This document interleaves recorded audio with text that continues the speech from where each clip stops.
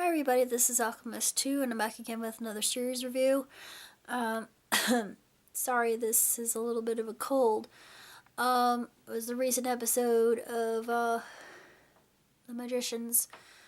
We get to see Jules's shade because Quentin actually takes something that the physical kids made. I thought, oh, that's a bad idea, but it literally sends him into another realm and he's able to see her shade. And Dean Fogg has an idea to build a flexion to actually get Alice to come back and tell them what she knows about shades, that they only have a little bit of time to do so. And Penny, of course, he signed a contract. I thought, oh, why did you put yourself to indentured service with the librarians? And then he goes to an internet service with Katie, his girlfriend, who happens to be a hedge witch. I'd forgotten her name before, but now I remember. And they meet a deaf woman there, and of course, Penny thinks that she's casting, and of course, Katie says, "Oh, no, she's deaf. Just relax." Thought that was really funny. It was really amusing and comical. They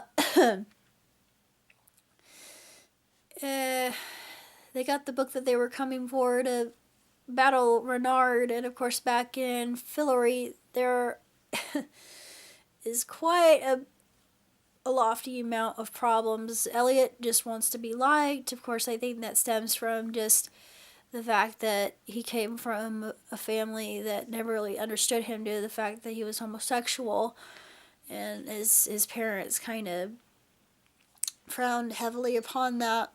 And now he's in a polyamorous society, so irony. Uh, Fen was taken by the fairies. I thought, well, I knew something was going to happen. We all had a feeling, didn't we? We are all aware that fairies are very mercurial beings, so we were warned about that before. But it was so funny. Before the wedding with the king, of course, the cook had made an aphrodisiac that put somebody else in the kitchen into a catatonic state. I thought, ooh, you made it too strong there, brother. But that was also very humorous. And of course, Penny got himself into trouble with Katie just because all he wants to do is learn how to cast. And we're getting into, I think, more third book territory. I think this is still second book because the dragon is going to come into play.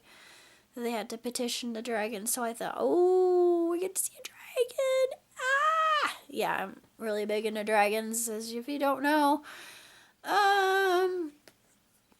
Amongst other things, I had my first date with, I'm gonna call him my boyfriend. I'm gonna go out on a limb and call him my boyfriend.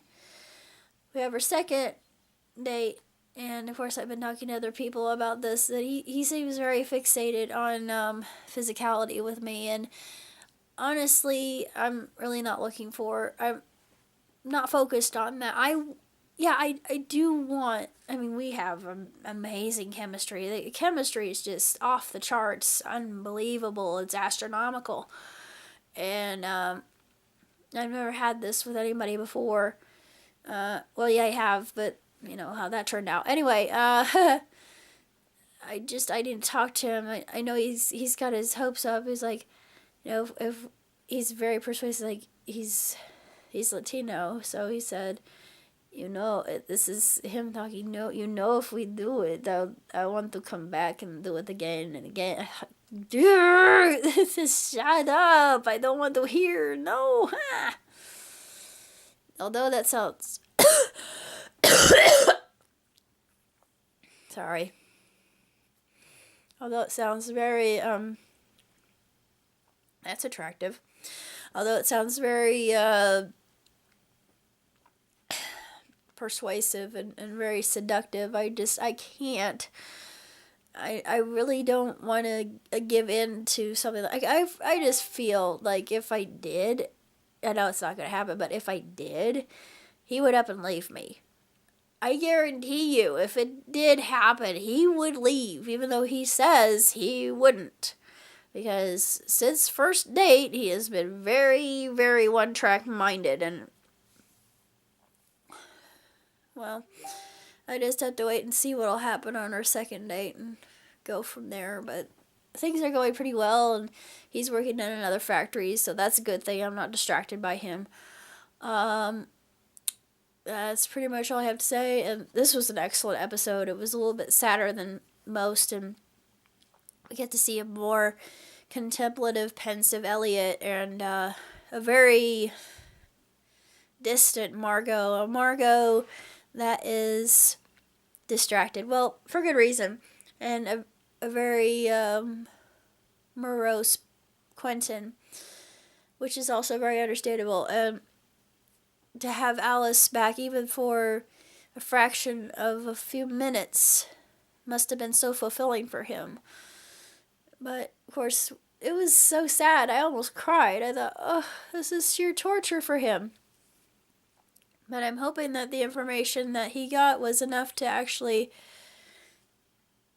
give him some breath of hope. And what she said about his future, I thought, oh, yeah, that was very accurate. It was very telling with what happens in the book and the underworld. I'm wondering how they're going to represent that in this, the